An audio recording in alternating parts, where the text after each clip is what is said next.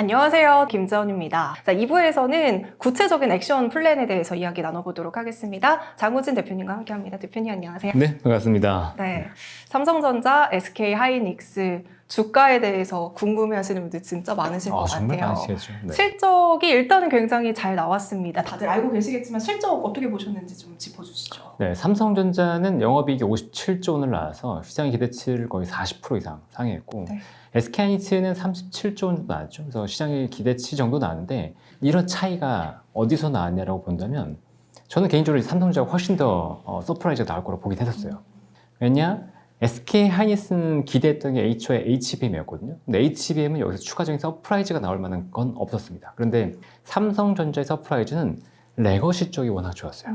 원래 삼성전자가 잘했던 D램과 낸드 쪽은 물량 장세라고 해서 물량을 많이 풀면서 이제 실적을 많이 내는 거였는데 HBM 못한 상태에서 기존의 D램과 낸드는 안 좋았었거든요. 근데 D램과 낸드, 기존의 레거시 쪽이 워낙 올라오다 보니까 삼성전자가 훨씬 더 레버리지가 클 수밖에 없었다고 보고 있고, 그리고 2분기, 3분기 실적에서도 삼성전자의 레버리지가 조금 더 클 것 같습니다. 네. 물론 SK하이닉스가 실적이 좋지 않다는 게 아니고 네. 그 실적의 레버리지 측면에서 봤을 때는 삼성전자가 지금은 좀 더 좋을 것 같다. 근데 주가 측면에서 얘기 드리는 건 아니에요. 실적이 그렇다는 거죠. 저는 요즘에 뭐 삼성전자, SK하이닉스 주가도 주가지만 그 SK하이닉스 성과급 있잖아요. 네. 약간 부럽더라고요. 아, 부러우신가요? 어떠세요? 부르면 지는 거니까요. 저는 그렇게 성과급이 네. 엔지니어들한테 가는 게 굉장히 좋습니다.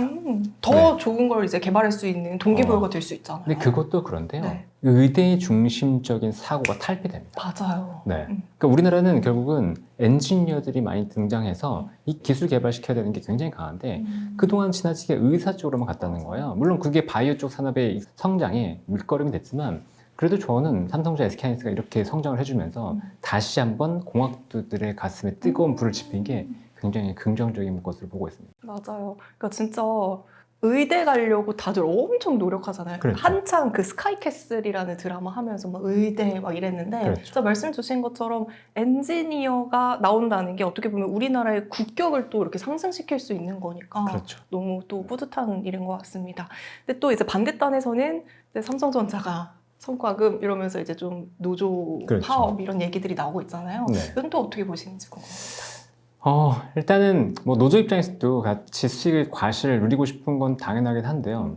그래서 수익의 20%까지 얘기하는 건 조금 무리가 아닌가라는. SK하이닉스가 10%죠. 네, 영업이익의 10% 정도였는데 삼성전자 노조에서는 한 20%까지 요구를 하고 있더라고요. 근데 그 정도까지 요구하는 건 조금 무리가 아닌가 싶긴 합니다. 만약에 그렇게 된다 그러면 삼성전자의 영업이익 20% 날아가는 거잖아요. 그러니까 그만큼 우리 밸류를 또 낮추어야 되는 이슈가 되기 때문에 뭐 삼성전자가 지금 눌려 있는 것도 당연한 것 같죠.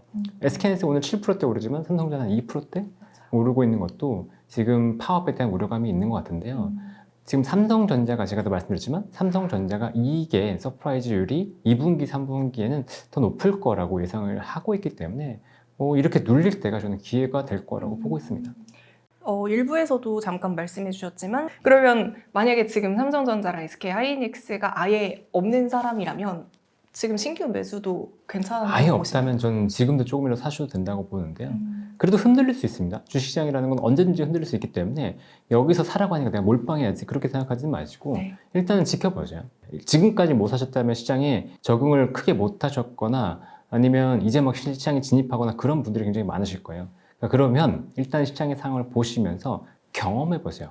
그 경험을 할 때 무조건 내가 갖고 있는 걸 다 투자해서 가겠다. 이거는 말이 안 되잖아요. 그러니까 이런 거죠. 정말 깜깜한 곳에서 내가 앞을 걸어가야 되는데 그 상황에서 과감하게 걸어갈 사람은 얼마나 있겠어요? 없죠. 여러분들이 주식시장에서 지금 이 채널을 보고 있다는 것 자체도 시장을 잘 모르니까 내가 공부해보고 싶어서 그런 거잖아요. 그럼 그런 상태라면 과감하게 앞으로 걸어가지 마세요. 졸다리 두들겨 보면서 조금씩 선택해보고 검증해보고 그러고 나서 여러분들이 확신을 갖고 할 수 있을 때 그때 비중을 실는 겁니다. 한 번에 너무 이제 과감하게 하지 마라. 그렇죠. 그럴 때 과감하게 정말 비투하고 그런 분들 많은데 그러지 마시라고 말씀드리고 싶습니다. 그럼 수익을 내고 있는 분들이라면 어떻게 해야 될까요? 수익을 내고 있는 분들이라면 호들이라고 해야죠. 호들? 네, 호들이라는 밈 아세요? 모릅니다. 네. 뭐죠? 미국 코인에서 나온 얘기인데 네. 이제 홀드라고 하면 이제 그냥 들고 있으라는 건데 호들은 버텨라. 버텨라. 예, 약간 오타가 나면서 이제 네. 사람들이 오히려 호들이라고 하면 아. 버텨라라고 하는 그런 밈처럼 됐습니다. 한 주도 팔지 말고 그냥 분할 그냥 매도도 버텨야죠. 하지 말고. 네, 그냥 버텨야죠. 지금은. 아. 네. 근데 제가 얘기했던 가격이 만약 온다. 음. 그럼 내가 분할 매도도 생각해보지 뭐. 아니면 여러분들이 생각하는 적정한 밸류, 아니면 여러분들이 생각하는 차트상에서 어떤 이슈, 여러 가지 이슈가 있을 거예요. 예를 들면 나는 5일선이 무너지면 분할 매도할 거고 11일선이 무너지면 나는 뭐 얼마만큼 축소할 거야. 뭐 이런 차트 기반의 전략도 있을 거고요. 아니면 수급상으로 봤을 때 어떤 상황이 된다 그러면 나는 팔 거야. 여러 가지 상황들이 있을 거예요. 그 상황들을 여러분들이 지정해둬야 됩니다. 근데 이런 것만 하지 마세요. 내가 30% 수익 났으니까 팔아야지. 아니면 내가 10% 손해봤으니까 손절은 괜찮은데 내가 수익을 결정해두지 마세요. 그러면 30% 이익 나지 못한 상태에서 무너지면 여러분들 팔 수가 없고요. 아니면 많이 올라가는 상황에서 30%만 자르고 그냥 나오는 경우가 생깁니다. 그러니까 위는 열어두시되 여러분들이 어떻게 판단하는 기준을 여러분만의 기준을 만들어야 돼요. 내가 어떨 때 엑시트한다. 네, 그게 있으면 여러분들이 그냥 이거 전문가 사야지, 전문가 팔아야지, 목표가 이만큼이면 팔아야지 그런 게 아니고요. 여러분들이 적정한 판단을 할 수 있게 되는 거죠. 이게 진짜 매도가 좀 어려운 것 같아요. 많이 어려워요. 왜냐하면 그렇죠. 삼성전자가 한창 이제 올랐었을 때 8만 전자가 그때 당시 고점이었었잖아요. 그렇죠. 그리고 한 몇 년 동안 힘들어 하시다가 본전 왔을 때 파신 분들도 은근히 엄청 많아요. 많았단 엄청 말이에요. 많아요. 네. 그때 파셨던 분들 지금 되게 씁쓸해하고 계시잖아요. 그렇죠. 네. SK 하이닉스도 마찬가지. 10만 맞아요. 원대였는데 지금 100만 원대까지 올랐으니까 네. 10배 올랐습니다. 매도가 참 어려운 것 같아요. 그러니까 본전 생각하면 본전을 생각하지 말아야 되는 건가 봐요. 이게 참 애매한데요. 네. 원래 빠졌다가 올라오잖아요. 그러면 본전 정도에 파는 게 맞습니다. 일반적으로. 네. 왜냐면 거기서 다시 밀리는 경우가 상당히 많아요. 왜냐면 내가 물려있는 가격은 보통 사람들이 같이 샀던 매물대가 되는 그쵸, 경우가 그쵸. 많거든요. 그런데 그 이후에 다시 판단하셔야 돼요. 그래서 내가 진짜로 이걸 다시 사는 게 맞나? 지금이라도 사는 게 맞나라고 정말 제로 베이스에서 다시 공부했을 때 맞다 그러면 그때는 사야 됩니다. 그러니까 우리가 이게 주식을 버틸 수 있는 힘은 결국에는 공부, 기업 가치가 어떻게 될 것인지 여기에서 또 이제 버틸 수 있는 힘이 나오는 거잖아요. 그렇죠. 근데 기업 공부는 한 70%만 해야세요. 70%만. 네, 너무 많이 알면 못합니다. 맞아요. 많이 안다고 또 주식을 잘하는 건 아니더라고요. 그렇죠. 우리 회사 너무 잘 알잖아요. 그럼 단점까지 알기 때문에 못 삽니다. 네. 그럼 삼성전자 직원들도 이제 70%만 아는 것이 가장 좋을 수도 있겠네요. 그렇죠. 적당히 하는 게 제일 좋습니다. 지금 삼성전자 같은 경우에는 이제 실적도 잠깐 말씀해 주셨지만 메모리 쪽은 굉장히 또 잘하고 있잖아요. 좋죠. 네. 근데 이제 파운드리 쪽 TSMC랑 격차 너무 많이 벌어져 있는 상황이고 여기에 인텔까지도 막 이제 휩쓰고 있잖아요. 네. 이쪽은 언제쯤 좀 빛이 올까요? 산업을 볼 때 네, 좋은 걸 좋아하세요? 올라갈 수 있는 걸 좋아하세요? 좋은 거. 이미 한참 좋은 것과 네. 한참 실적도 좋고 너무 좋은 것과 앞으로 올라갈 수 있는 기대가 있는 것 중에 기대. 네. 네. 그러니까 지금 파운드리는 기대줍니다. 네. 메모리는 이미 잘 나가고 있는 선두주자라고 보시면 되고요. 네. 여기는 희망이 있는 곳이죠. 삼성전자가 SK하이닉스와 다른 건 이 파운드리를 갖고 있다는 겁니다. 전 세계에 보면 파운드리에서 2등인데 시장 점유율이 7%? 이 정도밖에 안 돼요. 네. 격차가 굉장히 크죠. 그런데 아까 중동 전쟁 이후로 바뀌고 있는 것들이 있다고 말씀드렸잖아요. 또 굉장히 중요한 바뀌고 있는 것 중에 하나가 지정학적으로 이런 것들을 다변한다는 겁니다. TSMC가 지나치게 1등이고 지나치게 몰려있잖아요. 그럼 이걸 다변화하고 싶은 건 미국의 입장에서는 당연합니다. 그러면 이걸 다변화하려고 할 때 그 주체가 누가 될 거냐? 삼성전자와 인텔인 거죠. 인텔만 좋지는 않을 거예요. 그럼 삼성전자도 분명히 기회가 있고 이미 그건 보이고 있습니다. 네, 퀄컴즈도 다시 따라오고 있고 그다음 테슬라와 굉장히 밀접한 관계를 가져가고 있죠. 그러니까 이런 식으로 엔비디아도 칩도 하고 있고 이런 식으로 삼성전자의 파운드리는 이미 올해 흑자 전환되는 걸 기대를 이미 하고 있고 이게 턴어라운드 플러스 성장에 대한 기대감을 분명히 갖고 있기 때문에 저는 중장기적으로 메모리가 꺾여도 파운드리 쪽이 올라갈 거라고 보고 있어서 파운드리에 대한 기대감 가져도 된다. 근데 삼성전자의 파운드리가 이익에 기여하는 게 작기 때문에 그 자체로 삼성전자의 주가를 엄청나게 끌어올리기는 아직은 쉽지 않겠죠. 다만 삼성전자 밑단에 있는 오사트 기업이라고 해서 외주 가공과 테스트를 하는 기업들은 빨리 올라갈 수도 있습니다. 그럼 지금 삼성전자 주가에는 파운드리 쪽에 대한 기대감은 아직 반영이 되지 않았다고 봐야 되는 거죠? 이미 녹아 있습니다. 녹아 네, 있어요. 턴어라운드에서 이익이 적자가 감소하는 것도 삼성전자의 실적에 이미 녹아 있죠.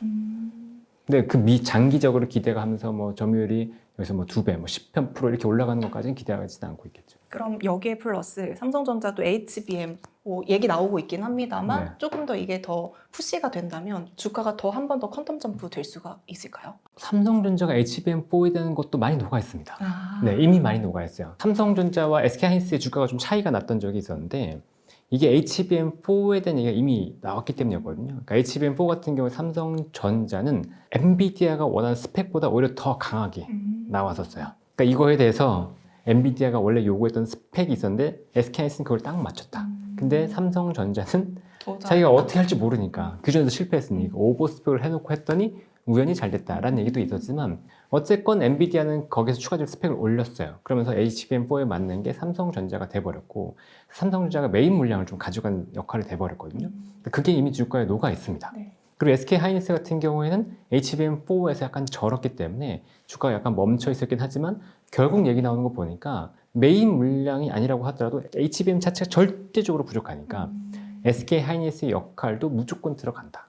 네, 그 얘기가 같이 나오고 있죠. 그러니까 SK하이닉스도 지금 주가가 그래서 가고 있다고 보시면 되고요. SK하이닉스는 여기에 ADR 기대감도 좀 있잖아요. 네, 요게 상장된다 그러면 반도체 지수에 수급적인 편입 되니까 네, 수급이 좋을 거다라는 기대감도 있어요. 그럼 만약에 막 자체 칩을 만든다거나 엔비디아가 네, 또 이제 다른 기업들도 자체 칩을 만든다거나 이렇게 네. 되면은 좀 영향이 있을까요? 불가능합니다. 불가능합니다. 네, 다른 기업들이 HBM을 만든다? 불가능합니다. 네, 그게 쉽게 가능할 것 같았으면 중국 업체들이 진식의 D램을 이미 만들었겠죠. 그렇죠. 난이도가 있는 네, 거니까요. HBM 그렇게 뭐 쉽다 그러면 삼성자가 지금까지 HBM3까지 절지 못했을 겁니다. 그만큼 어려워요. 네, 그래서 지금 D램을 쉽게 따라가서 만든다? 그거는 거의 불가능하다고 보시면 됩니다. 그러니까 HBM과 D램을 따라할 수 있다는 건 지금 뭐 크게 걱정하실 필요는 없고요.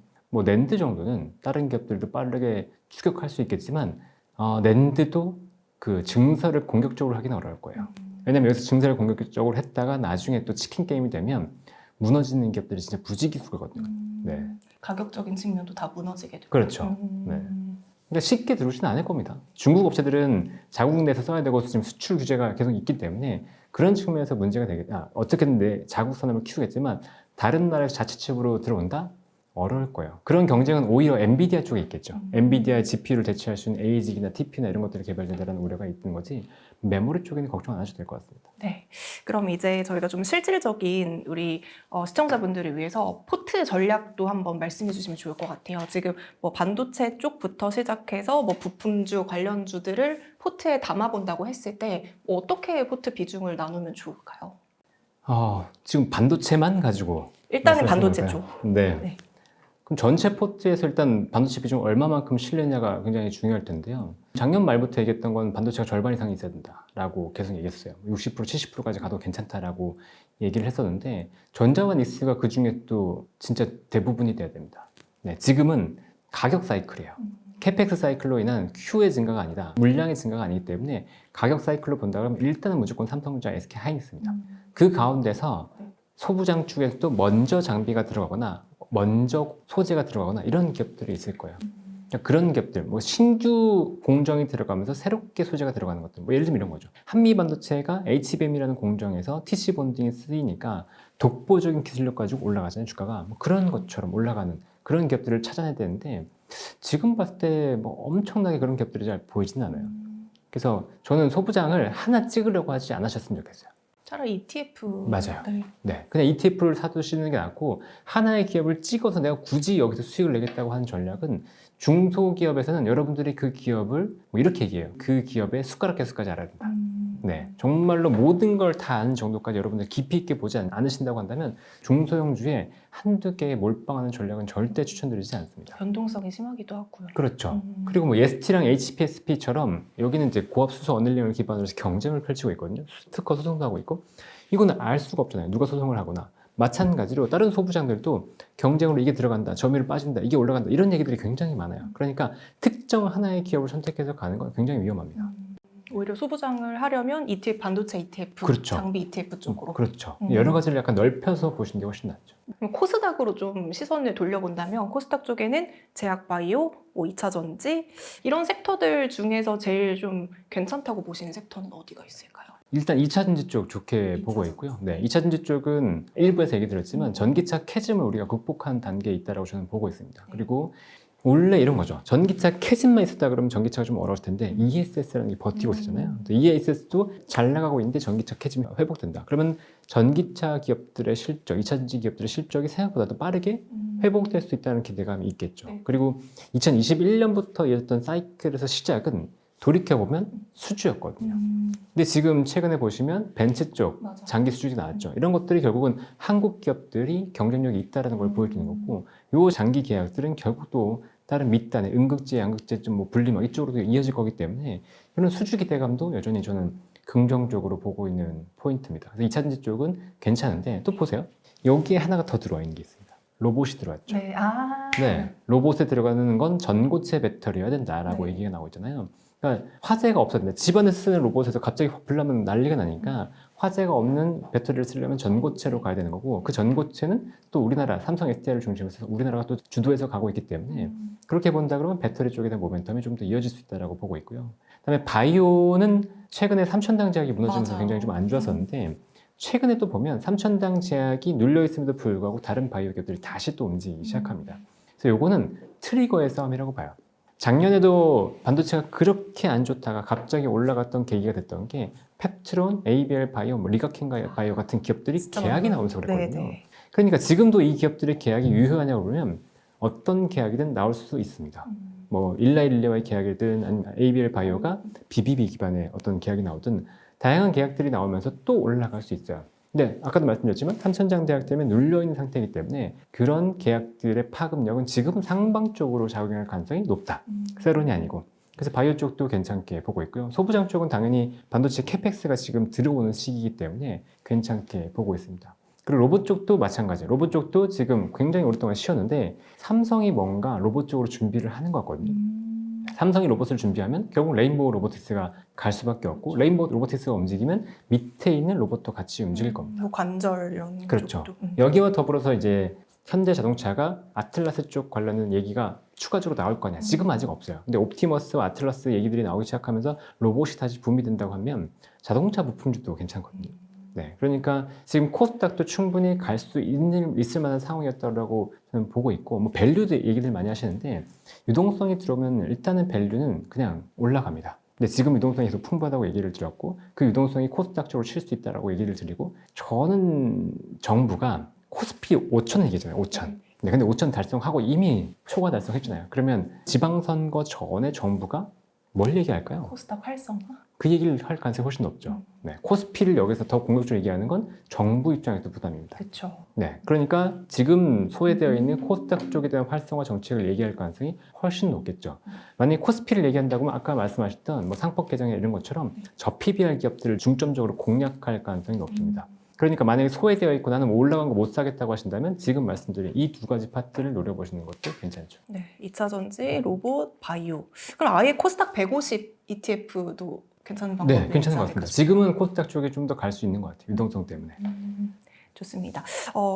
그럼 마지막으로 여쭤보고 싶은 건 우리가 어쨌든 계좌 관리를 잘 해야 되잖아요. 그러기 위해서는 내가 현금도 어느 정도는 좀 확보를 하고 있어야지 그렇죠. 기회가 왔을 때 그 물량을 담아낼 수가 있는 건데, 지금 시점에서는 적극적으로 매수를 해야 되는 구간일까요? 아니면은 현금은 어느 정도 확보를 해두는 것이 좋을까요?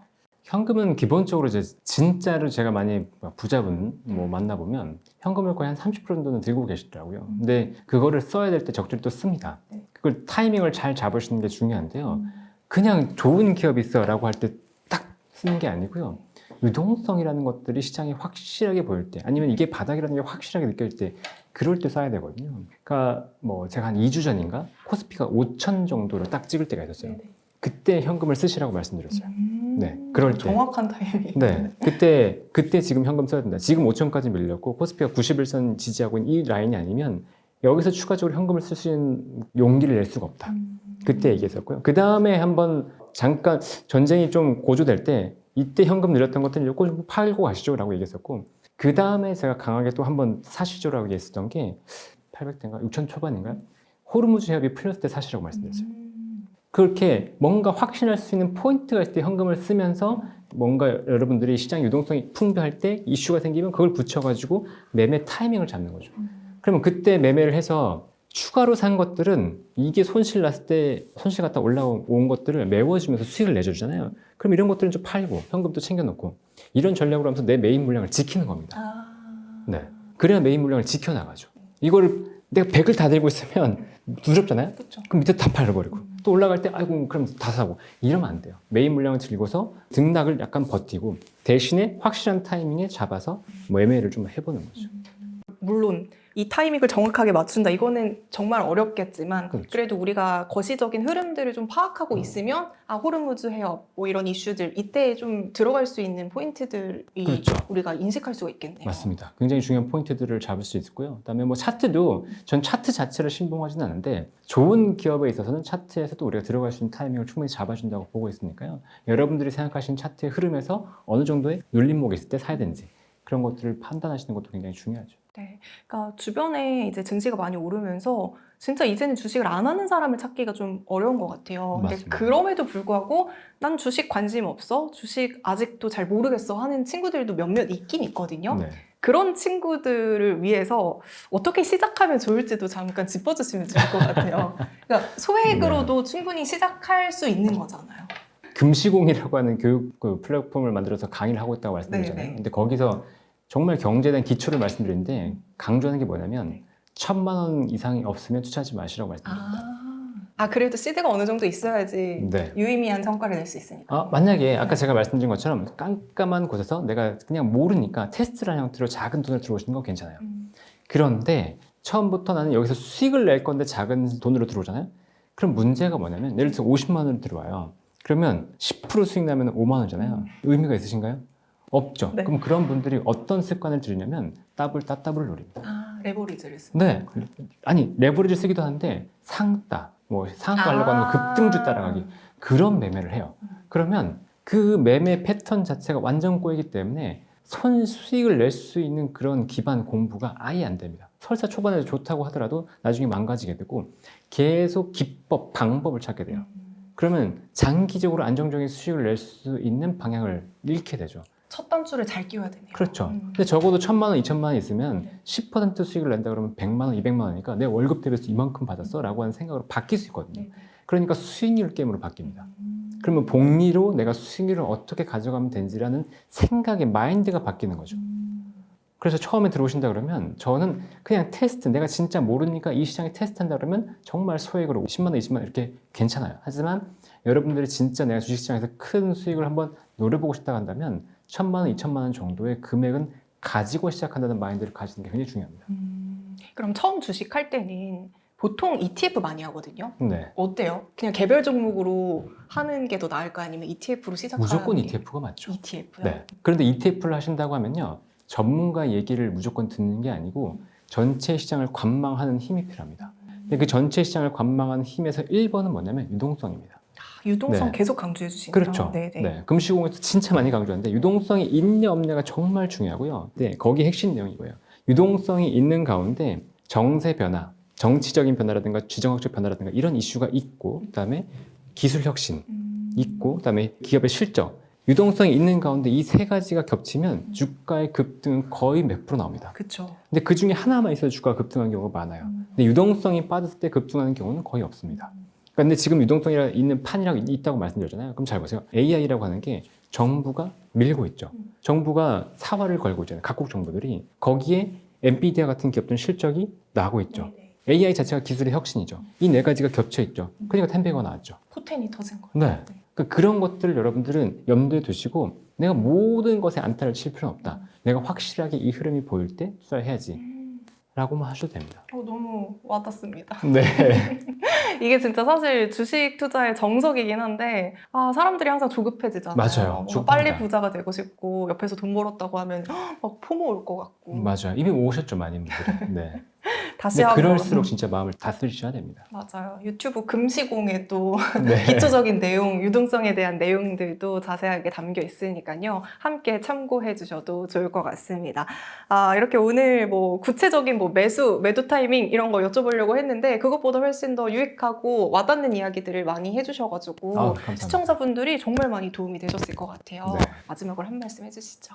네, 그 투자는 정말 길게 봐야 되는 항해 같다라고 생각을 하거든요. 근데 잘 보시면 여러분들이 배를 타고 갈 때 각각 잔바람을 모두 우리가 이용할 수는 없습니다. 그 잔바람을 잊으세요. 시장에서 많은 변동성 같은 게 있지만 우리는 이 배가 갈 수 있는 조류 그리고 큰 바람 이것만 따라가면 됩니다. 그 노이즈를 잊고서 큰 바람을 갖고 여러분들의 물량을 지키면서 길게 볼 수 있어야지 여러분들이 진짜로 장기적으로 안정적인 수익을 낼 수 있으니까요.